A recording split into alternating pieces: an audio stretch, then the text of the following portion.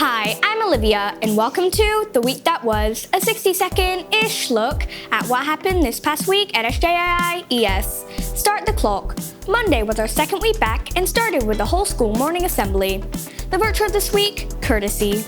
Tuesday in the evening, there was a year-ahead meeting for the early years parents.